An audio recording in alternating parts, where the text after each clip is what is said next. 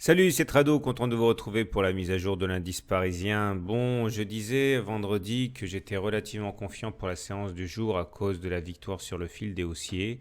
Alors, on progresse de 0,12%, c'est pas énorme et on va voir pourquoi la hausse est contenue de telle manière. En tout cas, j'ai envie de dire que l'essentiel est là, c'est-à-dire que les cours sont au-dessus du nuage et la lagging span est au-dessus des cours. Elle vient de passer la Tenkan là, donc c'est plutôt positif, hein, et on s'imagine bien que les haussiers vont vouloir rallier l'oblique descendante ici qui correspond finalement, hein, à un des côtés du fameux diamant réajusté.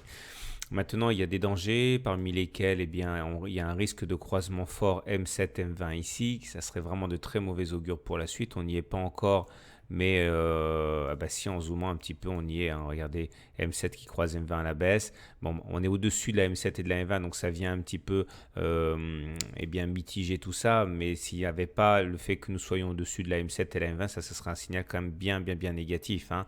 Heureusement, on est soutenu par cette M7, cette M20, la Kijun, la Tenkan. Vous voyez, c'est un peu tendu, mais c'est toujours un petit peu, j'ai envie de dire, difficile, hein, quand on est dans une figure de consolidation telle que le diamant. Donc ça, c'est pas mal, j'ai envie de dire, pour l'instant, hein, puisqu'on est encore une fois au-dessus du nuage et que la lagging span est au-dessus des prix. Et les indicateurs techniques sont plutôt sympas. On voit que le momentum, il est au-dessus de 0, que le RSI est au-dessus de 50. Tout ça, c'est haussier. Et que c'est ça qui m'incitait à être haussier aujourd'hui, hein. On a le MACD qui a croisé son signal, c'était sur la séance de vendredi. Maintenant, tout n'est pas rose. Pas rose le fait qu'on ait une divergence baissière cachée ici. Vous voyez, sur le momentum, on a fait un plus haut, mais sur le même laps de temps, on n'a pas fait de plus haut sur le cours. Ça, c'est un signal d'alerte baissière, un signal baissier d'alerte assez fort. Et puis l'absence de volume sur la séance du jour tend à discréditer complètement la hausse, hein. Donc ça, c'est pas génial. Mais c'est même pas ça qui me gêne le plus. Ce qui me gêne le plus, c'est ce qui se passe sur les autres marchés. Et voilà ce qui se passe sur les autres marchés. On va commencer par le DAX qui, regardez, lui est toujours dans son nuage. Il a essayé de s'en extraire aujourd'hui avec un manque de réussite, hein, puisqu'on est venu taper le haut du nuage, la SSA, et on n'a pas réussi. Il est vrai qu'au même moment, la lagging span se prenait les cours dans le visage, donc ça n'a pas aidé. Donc on est bloqué, hein, par le DAX, et le DAX est directeur, hein, contrairement au CAC qui est plutôt suiveur. Ça va nous embêter demain. Et on a également l'Eurostoxx ici qui est dans une situation où lui est en dessous de la M20, en dessous de la Kijun, et la lagging span ne confirme pas le fait qu'on puisse rentrer, puisque même si les cours sont au-dessus du nuage, la lagging span, elle, n'est pas au-dessus des prix. Donc ça bloque, et on n'a pas du tout d'allant pour aller de l'avant sur le CAC, puisque le DAX et l'Eurostoxx qui sont directeurs, freinent au contraire. Et là, regardez, le M7 est en train de nous gratifier d'un non-croisement baissier de la M20. Ça, c'est pas bon du tout, hein.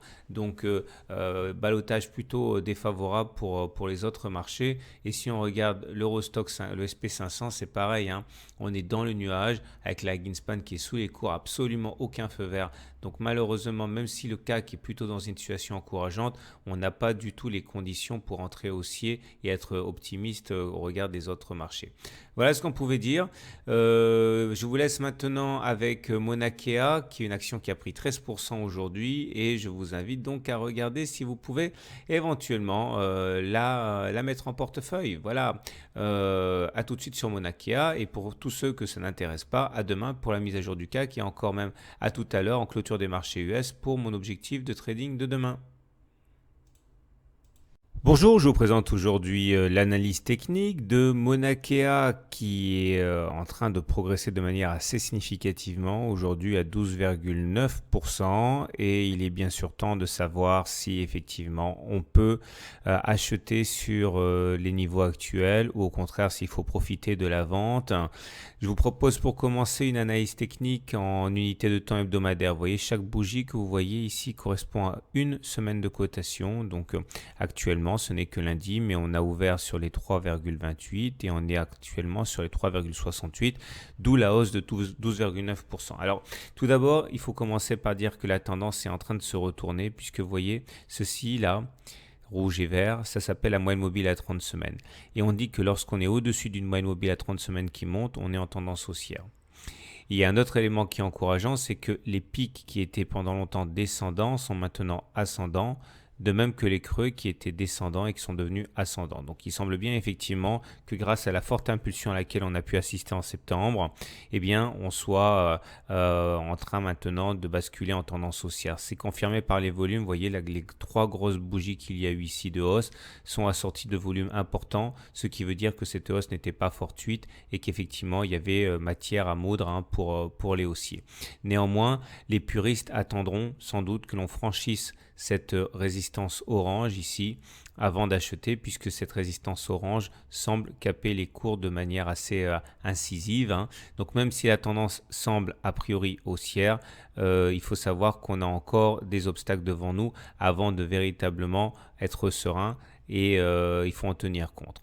On va maintenant regarder ce que nous apprend l'Ichimoku, parce que ça nous donne la direction dans laquelle il faut regarder aussi. Vous voyez, la zone qui est verte ici, ça s'appelle le nuage. Et on dit que lorsque les cours sont dans le nuage, la tendance est neutre au regard de l'Ichimoku. Et on regarde de très très près la courbe bleue qui s'appelle la lagging span. Et la lagging span est là pour confirmer ou infirmer ce qui se passe sur les cours eux-mêmes. Alors, si on laisse tomber le jargon, voilà ce que ça veut dire. Ça veut dire que lorsque les cours seront sortis du nuage et que la lagging span ici aura confirmé en sortant également du nuage, on basculera véritablement en tendance haussière au regard de l'Ichimoku.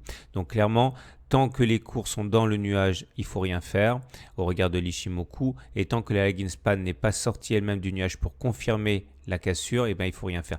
On voit que tout semble pointer vers cette zone ici, puisque quand on aura éventuellement dépassé cette zone orange, là vers les 4,7, les cours seront au-dessus de la zone.